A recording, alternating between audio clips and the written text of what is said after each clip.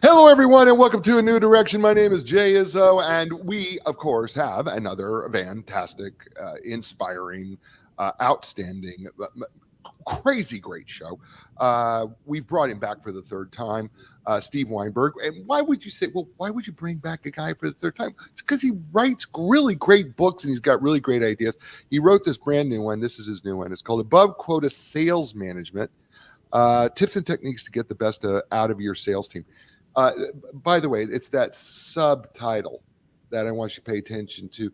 Tips and techniques to get the best out of your sales team. Folks, sales, whether B2B to B2C, is really kind of the backbone of your company. If we're not selling, you're not profitable. It's a pretty simple equation. I don't think anybody has to try to come up with anything more complicated than that. And here's what we know, and we're going to talk about this with Steve soon, but here's what we know. Your salespeople generally never meet their quota. And when I say that, what I mean is 60% statistically are not meeting quota, right? Now, for some of you, maybe that's a little bit better. For some of you, maybe it's a lot worse, by the way. So how do we manage a sales team to get them to be the best that they can be? This is why I bring back Steve Weinberg to this show, because when I read this book, I thought, well, maybe it's going to be a little similar to his other above quota book, above quota sales. I thought, maybe no, it's not. It's very different, because when you read about what it takes to lead a sales team and get them inspired enough and motivated enough to achieve, there's a lot more to it than just blaming your salespeople, because it's going to require more of a team effort. And so we're going to talk to him about that. Before we do that, though, let's do what we do every week, right? 4-part people, right? Physical, mental, emotional, spiritual people. And we check in every week. If you're new to the show, we check in every week to see, how are we doing in these 4 areas? Because, if we're not growing, we're dying. Right? Physically, mentally, emotionally, spiritually. So here's how it works. 5 is average. You're going to give yourself a score between 1 and 10, 5 being average. 1 means couldn't get any worse. 10 means can't get any better. So physically, how would you say you were doing? Eating right, getting enough sleep, getting enough exercise, drinking enough water, taking care of your body. By the way, really something really, really important here, because Steve, one of Steve's chapters towards the end of the book talks about our health, our mental health, but mental health and physical health go together. I don't know if you realize that or not, but when we're physically active, it does affect our mental health. When you sit around all day, which many of us do because we have sedentary jobs, and we don't get out and we are not active, we are hurting our own mental health. When we are active, and when we're working out, when we're getting exercise, and we're feeling better about our body, and we're feeling better about ourselves, it all translates, right? So physically, on a scale of 1 to 10, how do you think you're doing? Right now, don't get alarmed, by the way, if you have a 2. We're not trying to go from a 2 to a 10. This is just a starting place for us where we can kind of grow from, all right? If you're a 7, let's get to a 7.25. But if you're a 2, let's just get to 2.5, right? Maybe a 3, right? What tweaks or changes can we do? That's your first number. Second number is your mental intellectual number. Folks, don't think that you can just sit around and somehow absorb information. Listen, you listen to this show. It's great. But if you don't do anything with the information that Steve is going to give you today, right, it's kind of meaningless. Okay? You have to be an active participant in your mental intellectual growth. So listen to all the podcasts that you want. But if you're going to listen to books and podcasts, which I'm all for, do something with them. Take the information that Steve's going to get you, apply it. That's where we get our mental intellectual growth from, right? Reading a book is great, but reading a book isn't nearly as great as doing something that the book is telling you to do, right? So on a scale of 1 to 10, 5 being average, how is your mental intellectual growth going? And then third is the emotional part of you, right? And we divide that up into 2 quick areas. One is how well are you able to control your emotions under stress and pressure. By the way, if you're in sales or sales management, this is critical. There's a section Steve talks about, rejection is going to happen, but don't take it personally. That's controlling your emotions, right? Under stress and pressure. But then the second part of the emotions is, how well are you able to tap into and understand the emotions of another person? Sales managers, let me ask you a question. And salespeople, how good of a listener are you? Do you really understand the emotions of the person you're in front of? Do you have the emotional vocabulary to say, I really understand where they're coming from because I've listened, not heard, listened to them. On a scale of 1 to 10, when you start looking at those two areas, how would you say you're doing emotionally? Okay, then finally the spiritual area. And I think about the spiritual area a lot here. And I'm going to tell you why I think about it so much. Because it's so hard sometimes for people to wrap their minds around the spiritual area.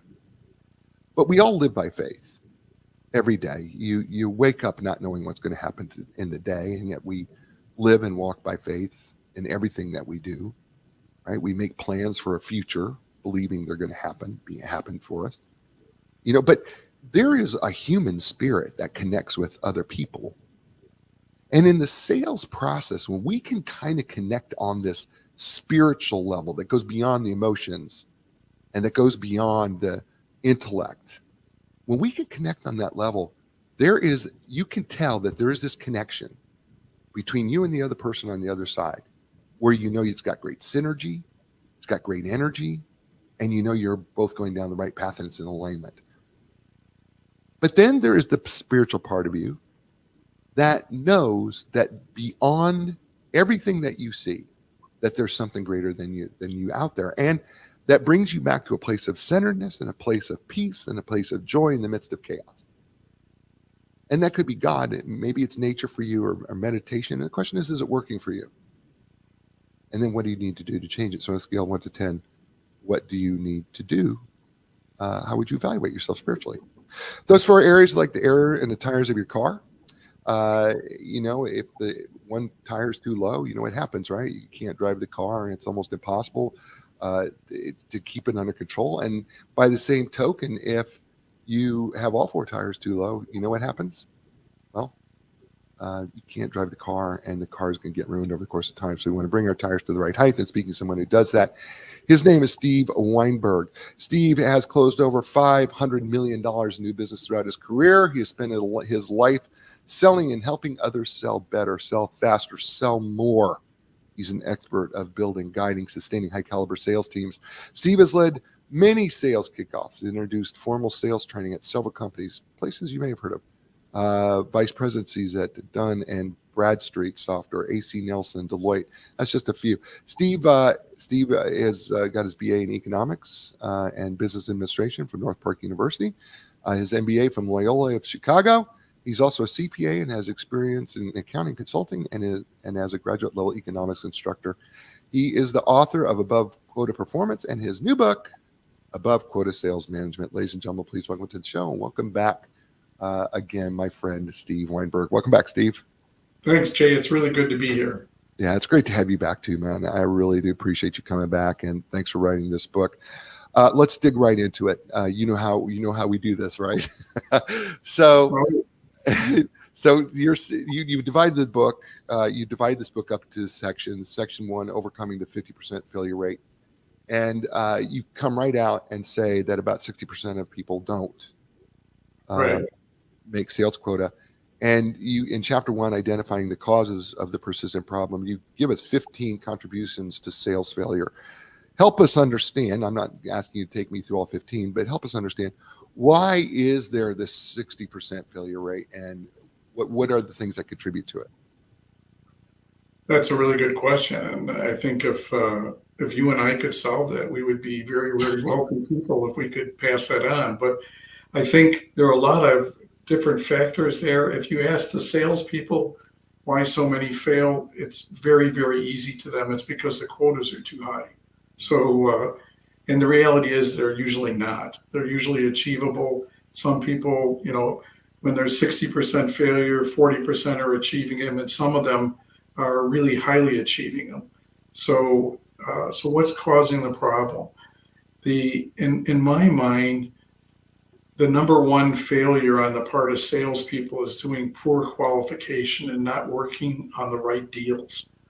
The ones, they need to find the prospects that are in their sweet spot and focus on them, because they're going to be the ones that are the best fit for the company. And those are going to be the ones that are most likely going to buy. Now, when they go after all these other ones on the fringes, they take longer to sell, they're harder to sell, and you're more likely to lose to your competition because your competition may be better in that particular area. So I tell people that you want to look for the sweet spot where where the prospect's needs and your product have the best fit. In another area that I found during my time is that a lot of salespeople don't listen well, and you mentioned that in your opening monologue. I mean, it's really a deficiency.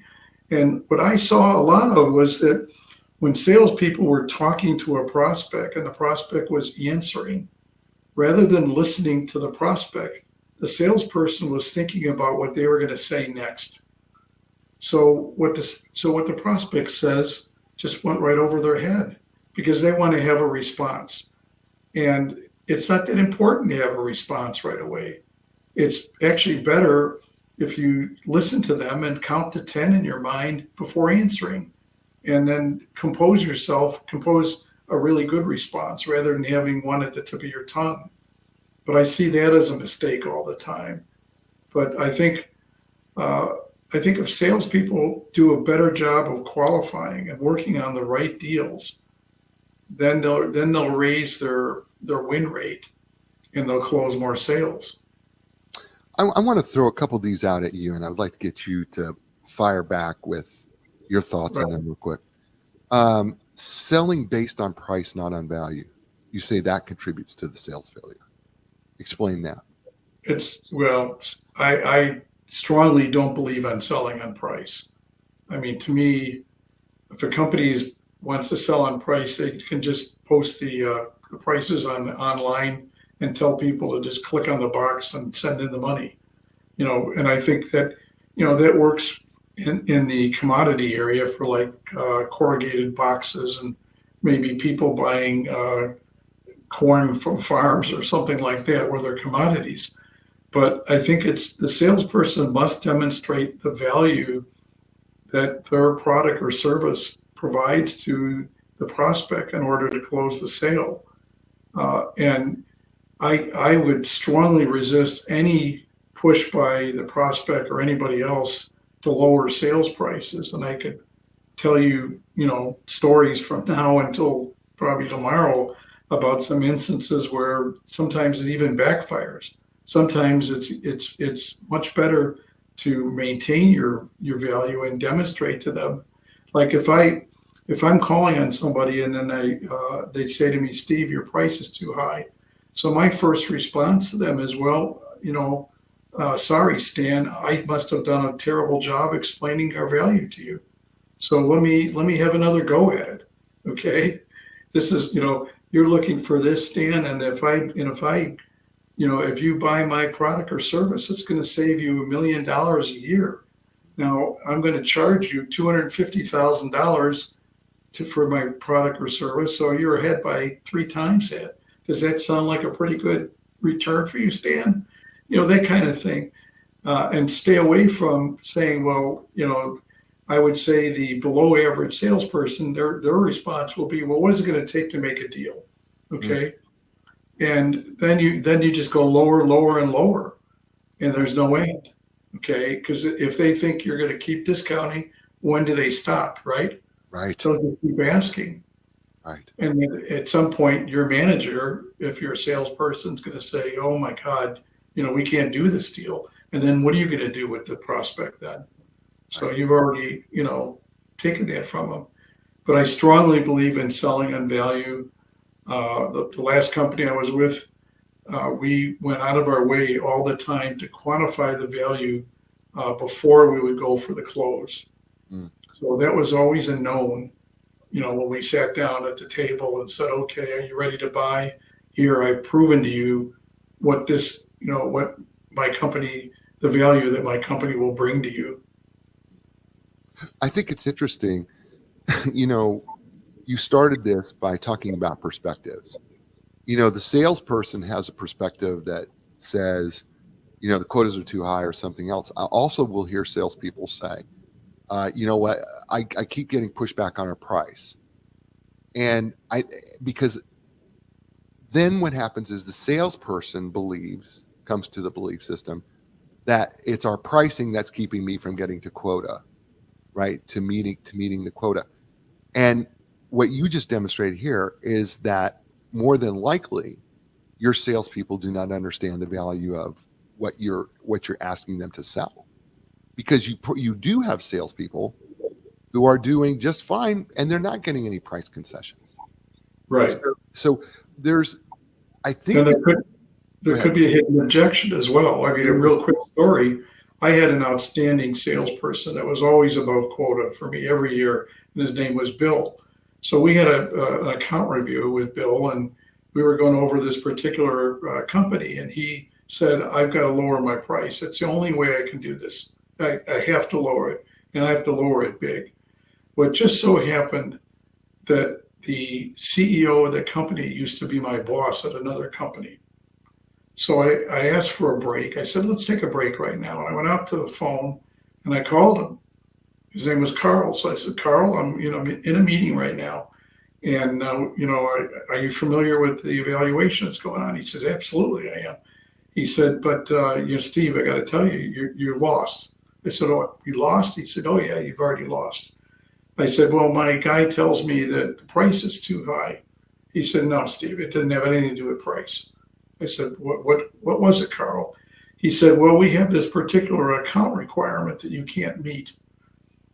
And we mentioned it to Bill, and we never got a response. So I went back in the room and I said, Bill, we're not cutting our price. And by the way, you lost. And he said, I lost? I didn't know that. I said, well, I just found that out. I said, tell me about this account requirement that they had. He said, oh, yeah, they mentioned that once. He said, it's not a big deal, and I didn't really spend any time on it. That's why I lost. But in his mind, it was all about price.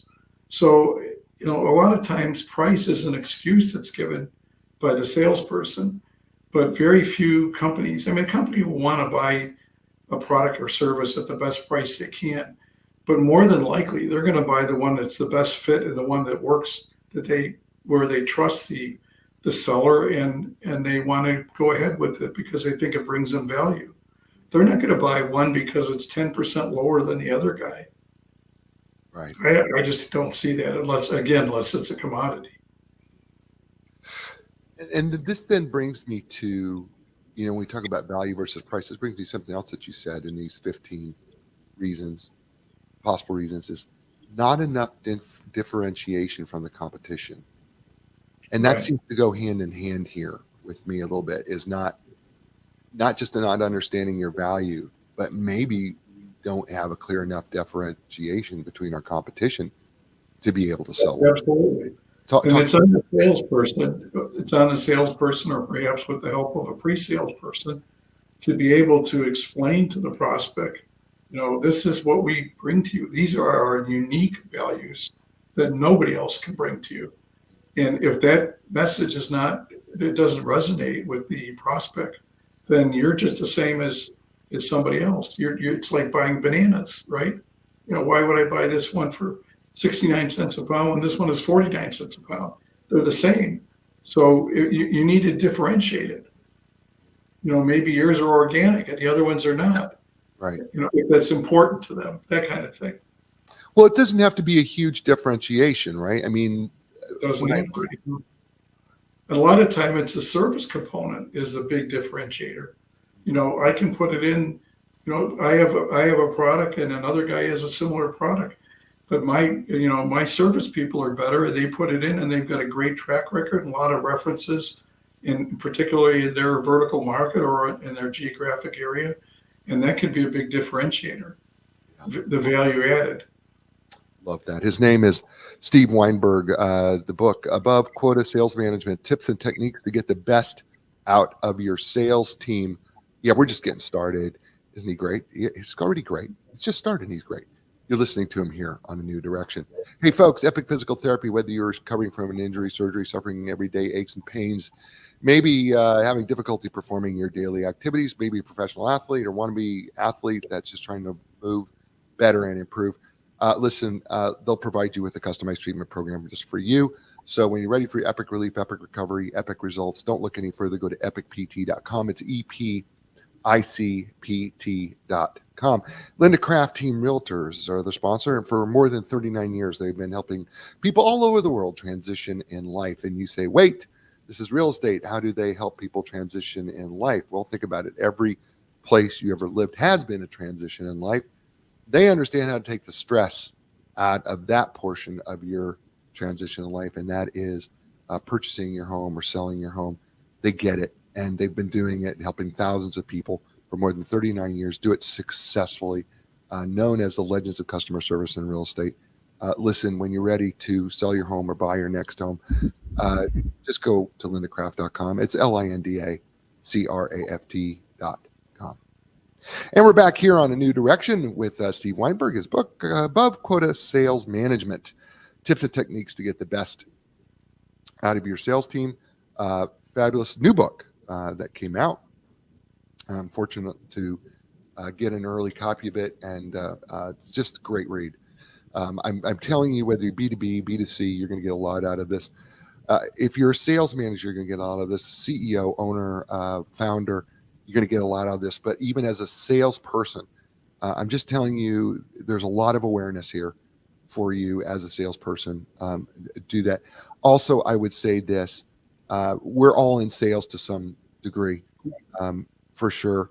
And I'm thinking about, if you're leading any sort of a team that has to deal with any sort of a customer service base, I'm telling you, the lessons in here apply. And so get yourself a copy of Above Quota Sales Management. It's really a great book.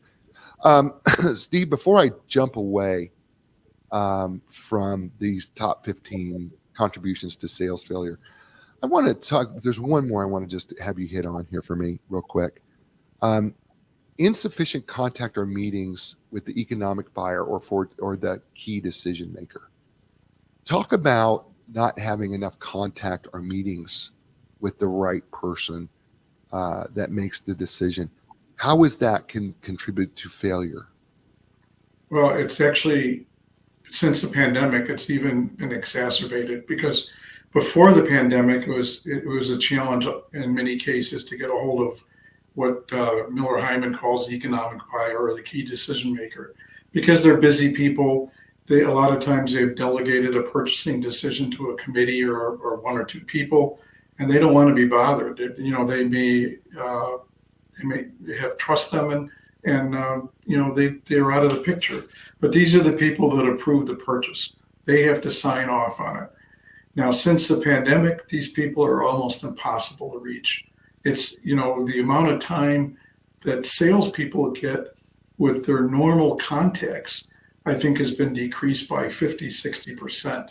So the accessibility, we can't go into their offices to meet with them anymore in most cases.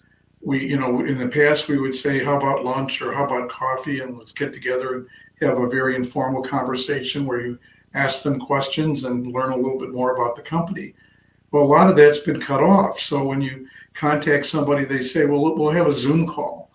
Well, you can only do so much in a Zoom call, and it's not as good as actually being in a room, shaking hands with somebody and getting a feel for what they're trying to do in their job and so forth. Well, that's just the regular, normal people in the decision process. Now, above them sits this decision maker. Now, you're never going to get her or him on a Zoom call. It's just going to be impossible. So what do? You try to reach out to them. I've actually had great luck with LinkedIn. You reach out with them, you tell them you're meeting with the project team. You don't go around the project team. You let the project team know you're going after them, and you also ask them, is there anything I should do or not do or say to this person?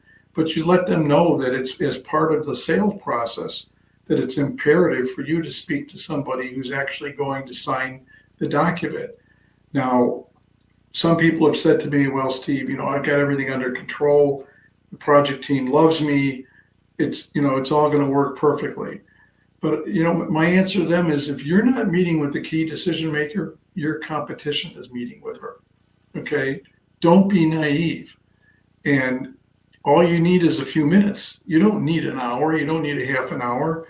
If you are on site, or if you have to have a Zoom meeting, you call this person up and keep it, minimal social, but make it business, and say, look, I understand you're the person that's going to sign off on this. I want to make you happy. What are you looking for? What can I do to make sure that you're getting the information that you need, in addition to the information that you're getting from your team?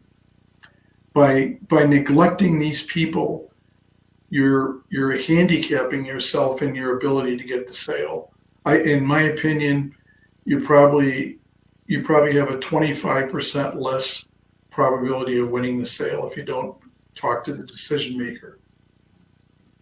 That's good. I'm going to move on to chapter 2, solutions for the sales manager to fix the 50% failure rate. One of the things you start off by saying is sales managers must be more involved in the onboarding and training of sales professionals, as well as day-to-day coaching sales professionals to improve their sales skills and follow-up techniques. Now, this seems to possibly fly in the face of traditionally what we think sales managers should do.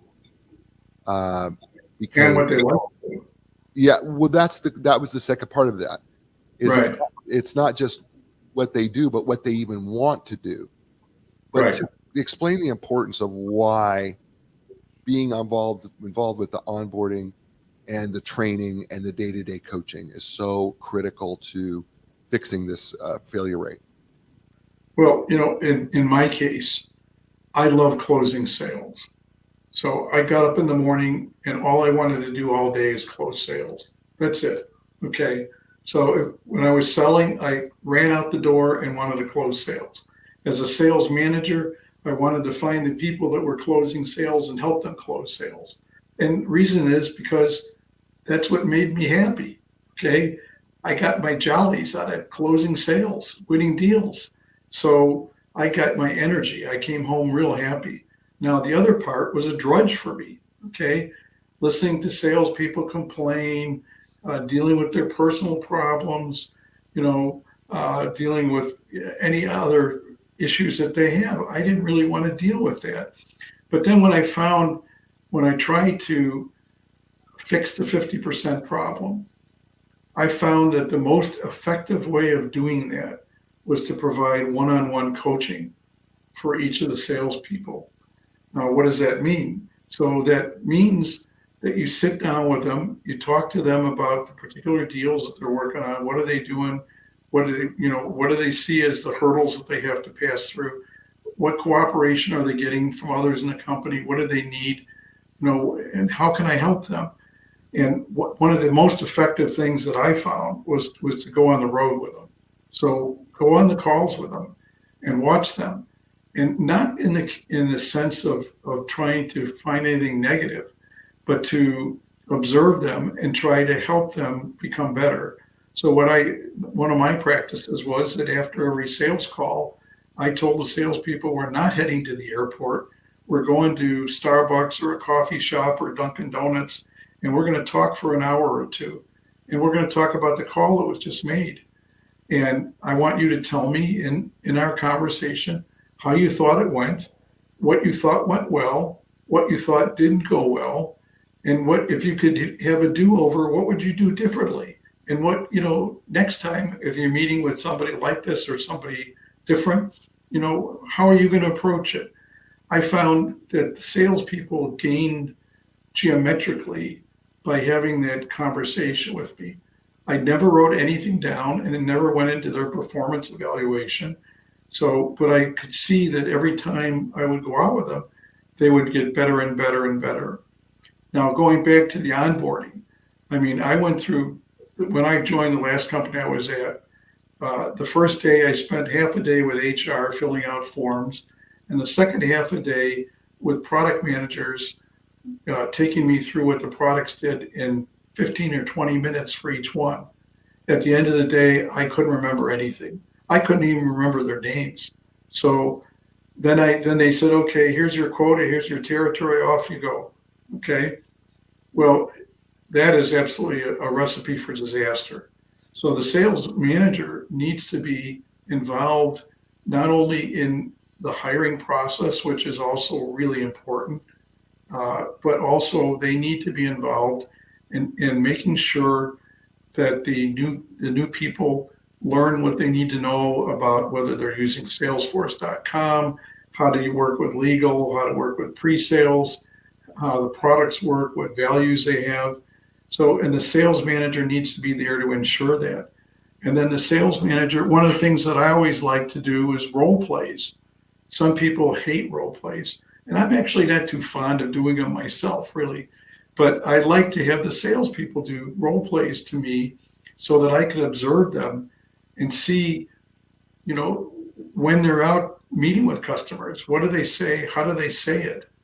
And, how do they explain our value proposition? Just a simple question. Well, say, Nancy, please tell us what our value proposition is. Just tell me. Or give me the elevator speech that you would normally do when you make a cold call. Give me 30 seconds on why I should, listen to your phone call. So these are conversations that should be had one-on-one. The sales meetings, in many cases, are a waste of time because people don't want to be there. When you get a group of people in there, you have an agenda. Sometimes there are things that are really important that you need to cover. But most of the time, the salespeople are sitting there with their smartphones, just, while you're talking, they're answering emails or they're texting their friends and so forth. They're not tuned in. But if you meet with them one-on-one, they have to be tuned in. They're right across the room from you, across the table. So I think that's the most effective way of helping them get going. And if you have an underperformer, so you're going to have average performers, underperformers, and overperformers. If you have an underperformer, then you need to spend the time with them to find out what is it. Why are they not clicking? What are they missing? And sometimes it's a real mystery. I had one guy named Tom that worked for me, and I had observed him on sales calls. I thought he was perfect, but the sales weren't coming in. They just weren't coming in. And then I found, later on, I found out his follow-up habits were very poor. So his presentation skills were outstanding in front of me, but he wasn't getting back to people quick enough. And, it's things like that we need to pay attention to. How interesting is that the coaching paradigm of the sales manager is so important. I've had this discussion with senior sales managers in B2B sales before, and B2C, by the way, and they talk about the coaching element. And I had one person who said to me, this just recently, a good friend of mine who works Fortune 500 companies, said to me, sometimes you do have people on your team who are just not coachable yet. And he said, here's how he described it to me. He said, sometimes, you can't expect a person to go to the gym if they have the flu. They got to cure the flu first, and that's personal. So oftentimes, in order for coaching to work with my salespeople, I have to recommend that they get help first for themselves before I can help them in their sales. What do you think about that as a thought process? Because I thought that was really interesting. I think that's absolutely true. I mean, sometimes, you need a breakthrough with somebody and you don't know what it is as a sales manager, and a lot of times we think what worked for person A will work for B and C. And that never is true. Okay, it's just everybody is unique, Right. and what makes someone work, the other people will not work that way. In fact, what works today for somebody like me may not work tomorrow for Right. me, same person.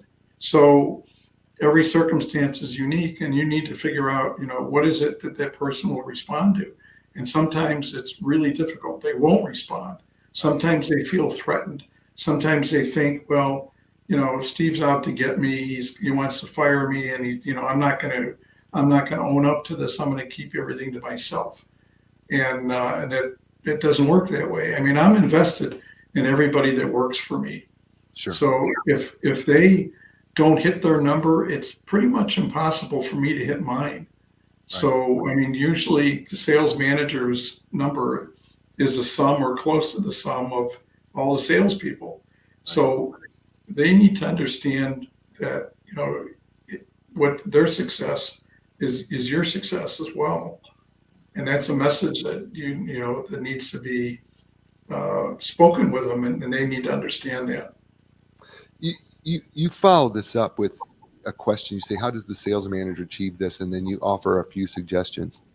And I thought the first suggestion that you brought up of how to help your people, coach them through it or work with your people, I thought the first suggestion is so really powerful. You say, be patient. The change will not happen overnight. It is not unlikely. It's not unlike changing our company's go-to-market strategy. It's not unlike changing our company's go-to-market strategy. Change doesn't happen overnight, period. No. Talk about patience in working with, as a sales manager, working with your sales team. Yeah, I mean, again, any change anything that I've seen in life, no matter what it is, whether you're changing your golf swing or your, how you do things in the house or whatever, it doesn't happen immediately. It's an incremental process, and some people can make changes quicker than others. Some it takes them a long time, but they will get there. And another thing that I cover in the book are the different personalities. There are people that they have introverts and extroverts. Well, introverts, they're much more thoughtful.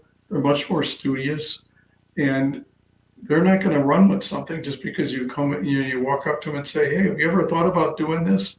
And they're not going to say, "Oh yeah, that's a great idea. I'm going to do it right now."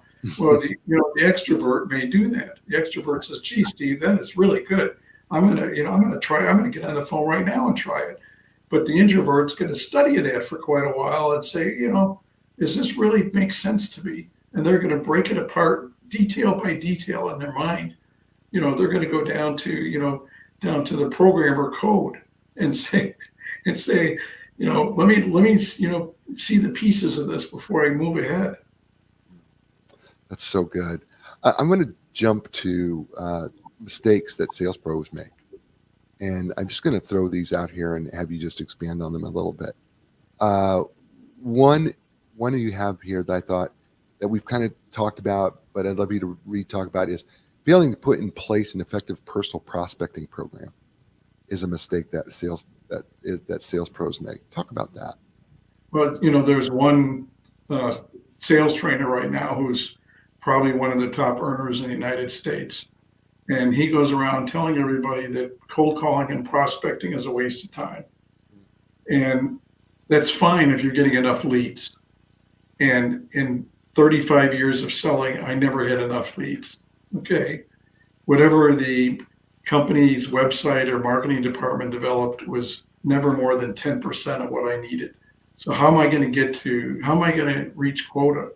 Well, it's on me. If I don't do things, the company's going to come back at the end of the year and say, "Well, Steve, you didn't meet quota, so I'm going to put you on a plan, and if you have X amount of time to hit quota again." But your success is not going to come as a result of the company feeding you leads, at least not in the world that I existed in. Sure. So we need to put in place plans of our own. And things that I would do is, say again, going back to my preference of what I call fishing in the right pond. We need to identify the companies that are the best prospects for us, and then put together a plan to go after the people in that company. Now, one of the ways I did that very successfully in my last job was using LinkedIn.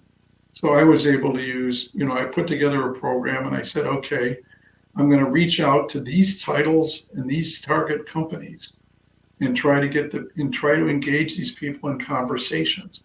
And from that, develop their trust so that I could then ask them at some point in time if they would like to take a look at our products and services. But we need to, as salespeople, own our own business development strategy, and we need to make it work. And again, it's something that it's never perfect right out of the box. It always has to be incrementally changed. So the message, you come out with a really good message, it doesn't work, or maybe it works a little bit. So you have to change the message. You have to refine the message. You have to maybe go after different people in the company.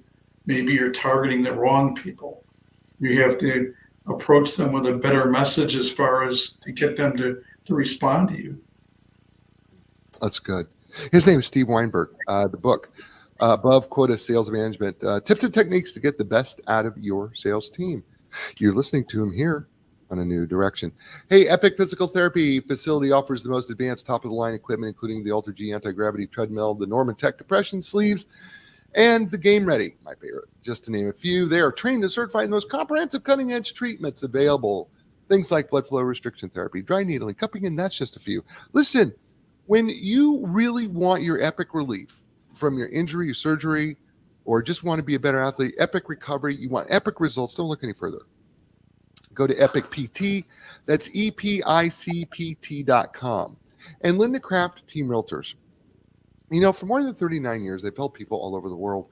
They're able to do that unbiased because they do not belong to any sort of national company. They are a small, locally owned company, but they have developed relationships, literally relationships all over the world to find the best real estate professional near you to help you transition in your next stage of life, whether that's selling your home or buying your home. So wherever you live, right, and you're going, I don't know who to ask, start with Linda Craft Team Realtors. They can set up a referral for you, unbiased, of the best agent in your area so that you can have the best experience possible. Just go to lindacraft.com and learn more. It's LINDACRAFT.com. And we're back here on A New Direction with my friend Steve Weinberg and his book, Above Quota Sales Management, Tips and Techniques to Get the Best Out of Your Sales Team. And having so much fun going through this book. I could dig in with Steve on this. Steve, if you and I ever get together, which we are promising to do this year, if you and I do get together and we start talking about this stuff, I have a feeling that you and I are going to be talking about this stuff for hours, and we're not going to get off the subject because there are just so many things, as a coach that, coaches salespeople and CEOs and executives. So often I get into these discussions of sales and how to improve my sales team. Why is the sales team not doing what I want them to do? Why are they missing quotas? Why are they not getting there? And I think the philosophy behind it is so fun and interesting, but you've got some really great information, and you have an easy fix. You say the easiest fix, and it comes down to one word: listening. Yeah. It sounds so easy. Why is it so stinking hard? It's because most people want to talk. They don't want to listen. But my father was a man of few words. But I always remember what he said. He said, Steve, he said, you've got 2 eyes, 2 ears, and 1 mouth, and God did that for a reason. Okay. And you should spend more time looking and listening and less time talking. And I never really got that message when I was going through school because I was always the one that was very talkative. But it really does matter. People really don't listen well. And in the book I talk about a few exercises, even the old telephone game that we used to play when we were kids, just to do that for fun sometimes in a sales meeting and see what happens to the message that goes around. Or have someone talk about something that was really important to them, even if it was grooming their dog or whatever, and then listen to them intently and then see if you can relate that back to them, similar to what they did, to work on your own listening skills. But again, and I saw this many times in sales calls where the prospect would say things completely honest, open things, and the salespeople would miss it. And they would miss it because they were thinking of other things at the same time. And it's usually, as I mentioned, them thinking about, what are they going to say next? But even some of them it's like, hey, I want to get out of here. I'm going to miss my plane. So things like that, and they miss the important things that are said. And sometimes the important things are said softly, maybe understated, or between two people in a room. Like one will elbow the other one and say, hey, did you see what he just showed you? Okay, and if you're not paying attention, you missed a really good cue there. So, I mean, it's really, really important. I also talked about sales tells in the book, similar to poker tells. So you're missing the tells. The tells are really important. And those are mostly visual, but a lot of times they're spoken. And how are you going to know this without listening? Right. So I think, if I could say to somebody, the one thing you need to do better in order to become a better salesperson is to listen better. Just listen. Yeah, there's a Chinese symbol, and I encourage people to look up the Chinese symbol for listening. And if you look at the symbol's broken down really into three almost separate little pictures. It's eyes, ears, and heart. Wow. And it's really interesting, the symbols that are in there, because if you think about that, especially in the sales process, I don't care which part of the sales process, you have to listen with your ears, but you have to listen with your eyes, but you got to listen with your heart, right? Because there is, what is your heart telling you here about what that person's saying, right? Because I think oftentimes we don't listen with the heart because we want to push our agenda so far that we ignore what our intuition is saying to us, right? And as skilled salespeople, oftentimes we ignore that maybe we need to go to plan B, and you should have a plan B and a plan C as a salesperson, because plan A is not working, right? I mean, does that make sense in your world too? Eyes, ears, and heart? I mean, think about it. You actually go in there, when you go on a sales call, when a salesperson goes in there, in their mind, they know what they want to say and how they want to say it, right? Mm-hmm. So they're trying to get that message out as best they can with the cooperation of the people in the room. But sometimes the people in the room have a different agenda, or they're maybe not cooperative. And so the salesperson needs to be able to adapt and listen to what's working and not working, and then change, as you say, to plan B and plan C. You can't stick with that scripted presentation if they don't like it. And you also, as a salesperson, you think you're a lot smarter than the people in the room. Well, you know what? You're not. Okay, because they know their company better than you'll ever know their company. They know their needs better than you'll ever know their needs. And if you can't make that connection and find out their needs better, you're going home without the deal. Yeah. I'm going to jump to chapter 5, tips and techniques to help your team win more sales. Takeaway. You have these takeaways throughout the book, by the way. I just want to share with people. He's got a number of takeaways throughout the book. And I'm going to takeaway 12 is the best product does not always win. And you say something here. You say, I realize that to be successful in sales pros need to continue to develop and timely update their skills, especially staying up to date on the latest technological developments. Talk about the best product doesn't always win. And then also talk about developing your skills and updating your skills, because I think sometimes we rest on our laurels when it comes to our skills. Talk about those two things.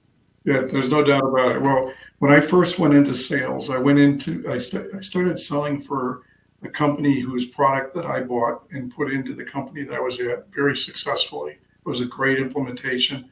I got a lot of recognition. And then I went to work for the company.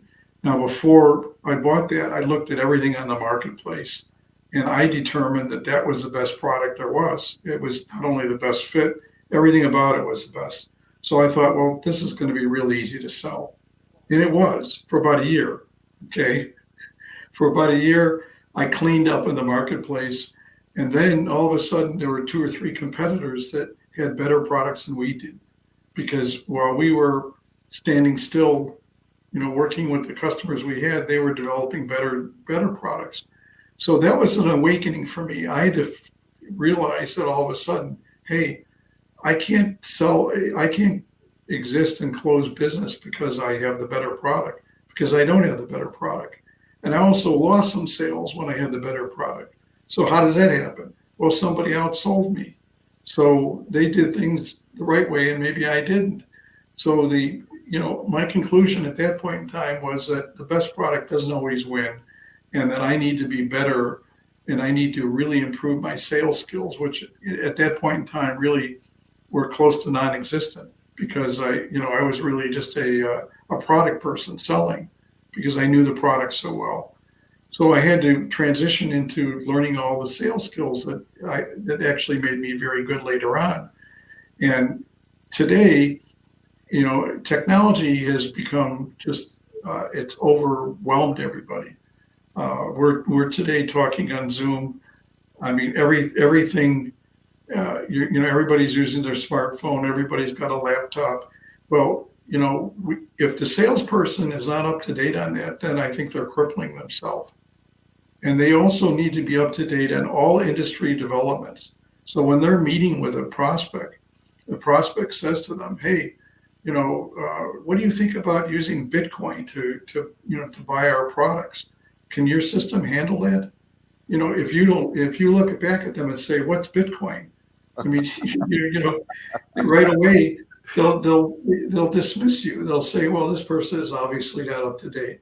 But you need to know all the latest developments in their industry, in their vertical market, Right. so that you can bring value to them. So if you're not educating yourself to their needs, then you're handicapping yourself.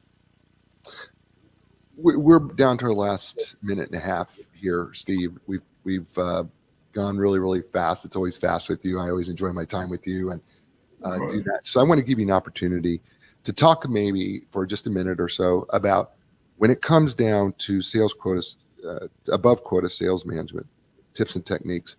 What is the one final thing you would say to sales managers, salespeople that you believe makes the biggest difference in changing that number, that quota, reaching that quota? I think, as I said, I think the best thing the sales manager can do is to work with the salespeople to make sure that their pipeline is that they're adding deals to the pipeline on a constant basis, and that they're high quality deals that they're working on, that they're not wasting their time chasing deals that'll never close. And I had one that never closed after years and years of working on it, and I just had so much invested in it, I didn't want to give up on it. But the reality was, my time was better spent elsewhere. So we have to look at the sales year as a finite amount of time. So you only have so many hours in a day, days in a week, and weeks in a year to close the sales to meet your quota. So you need to, as a salesperson, as a sales manager, you need to maximize that time and work on the right deals. And the right deals for you may not be the right deals for someone else. So it's important for you to figure out what those are. And it's also, in some cases, not the ones that your own product managers tell you are the best ones for you to work on. I can go into that as well, but you need to discover yourself. And a lot of times, what I did is I went out and met with all my prospects and customers, and for sure the customers later on. And I asked them, "What are you doing? How are you doing it? Where are you getting the most value? And please show me your operations. How does that work? What are your challenges? What have been the things that you've overcome that have helped you the most?" and then pass that kind of information on to other people. So you're adding value to them. Again, you're not going to get this information from your own company, from your product managers or anybody else, or the developers. You need to seek that on your own. There's a lot of knowledge out there, and the sales manager as well, the salesperson, should take advantage of it. That's awesome. His name's Steve Weinberg, author. He's also just got so much experience. He is a sales guru, expert from the management side and sales side, above Quota sales management tips, techniques to get the best out of your sales team. Get yourself a copy. Amazon, wherever books are sold. If they don't have them on the shelf, tell them put it on the shelf, because that's where it needs to be. Steve, stay with me. Folks, it's the show. You know what I say to you every week. You are in control of three things at all times: your attitude, your effort, your resiliency. The fact of the matter is that you may not be able to do anything about your circumstances, but you certainly can do something about how you respond to them. And that starts with your attitude. You are in control of your attitude no matter what happens. Make the choice to choose a positive attitude. And then, the fact of the matter is your effort is tied to your excellence. How excellent are you going to choose to be today? And then finally, resilience. We all get knocked in the teeth or punched in the gut and we get pushed to the ground. But you make the decision whether you get back up again. Get back up. Take control of your attitude, your effort, and your resiliency. You're going to be so glad that you did. I'm going to be back next week with another great guest. It's going to be another great book. It's going to be another great show. Folks, you had a lot of choices. You chose us. I am really, really thankful and grateful that you chose us. Give us a thumbs up on YouTube, positive review everywhere you've listened to or watched the show. We'd be so grateful for that. Thank you. And as I say to you all over the world, you know what that is. Ciao, everybody.